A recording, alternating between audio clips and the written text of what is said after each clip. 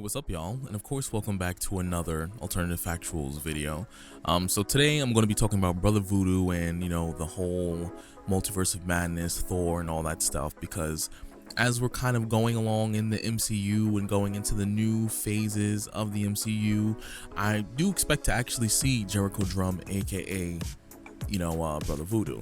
So I'm not going to get super into his origin. I think I do have a video on my channel kind of going into his origin specifically, so I'll be sure to link that video when when the moment kind of pops up in this particular video where I make a reference to him or something like that, or his origin or something like that, as well as I'll try and put it in the description if I remember to do so. So let's talk about how or why I believe he's not too far behind in terms of his appearance in the MCU. Now, overall, the MCU has been pretty decent when it comes to inclusion in general, and especially nowadays, it seems to be even more important than ever. So in a real world aspect, it seems like we're going to get him simply off of the strength of representation, which I think is perfectly fine. His character was black by default, so it's not like they're changing his race. They're just introducing characters that have relevance and also that represent the people who watch their films. So that is the real world part of it. But what's also kind of dope is after the multiverse of madness, we do see that there are people who need to be trained, and that there are people out there who have magical abilities that seem to always be floating under the radar, especially those who initially came out of Kamar-Taj.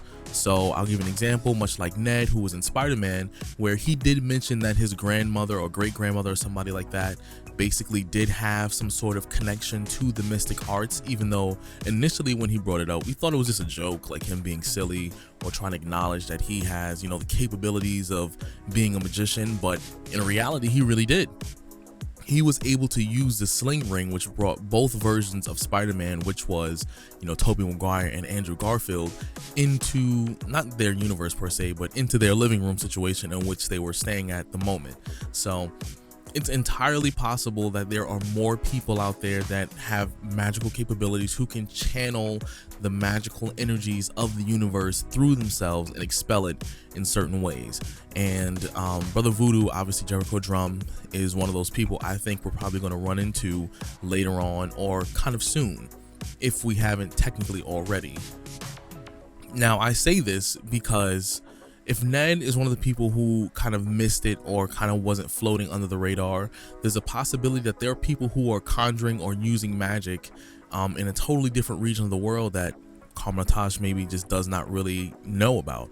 I'm pretty sure Kamar-Taj isn't the only place where people can practice magic in some sort of safe, stable environment.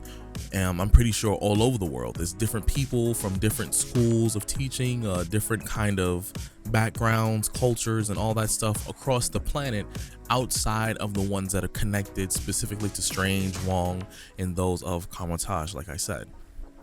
So it's very much likely that we can, in maybe another Doctor Strange movie, or once we check up on the progress of America Chavez, for example, because we do know, even though her powers specifically, she can kind of jump through portals and dimensions and all that stuff at will without having to cast spells. Like, that's her primary function of her ability.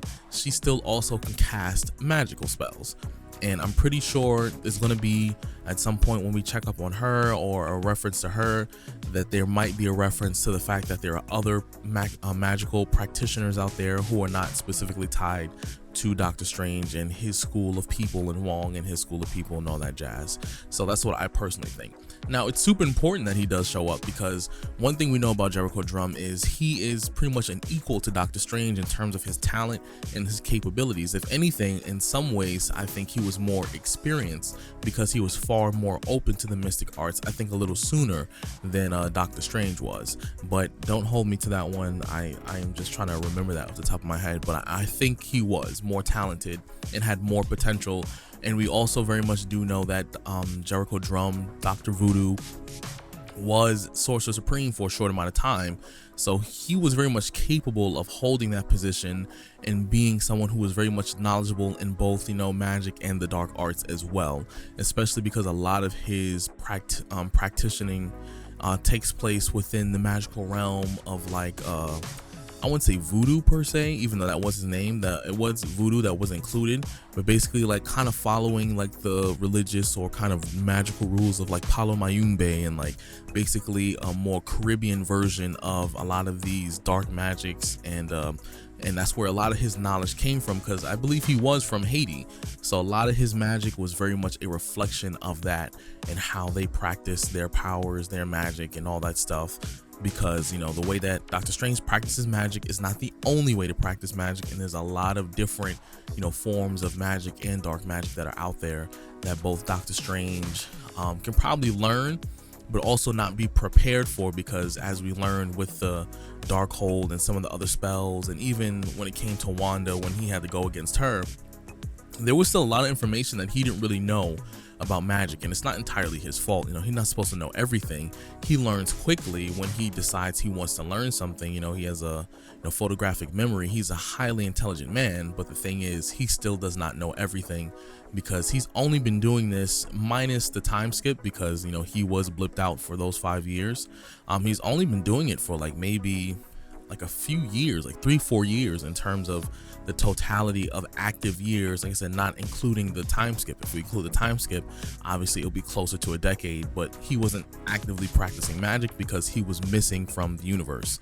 So there's a lot of things he just doesn't know, and I think it'll be dope to actually see him be introduced to someone who maybe they weren't, you know, blipped out, or maybe they just had more knowledge, or they practiced magic a lot sooner in their life than he did, and someone who was just as intelligent, just as capable, and just as promising in terms of potential, and someone who can easily, you know, go toe to toe with him, who he himself is not necessarily an evil person, but just someone who can challenge Doctor Strange if it really came down to it, as an equal. So I'm not gonna hold this video on for too much longer, but let me know, would you like to see Brother Voodoo? Would you like to see Jericho Drum inside the MCU? Do you think he's on his way, or pretty much right around the corner?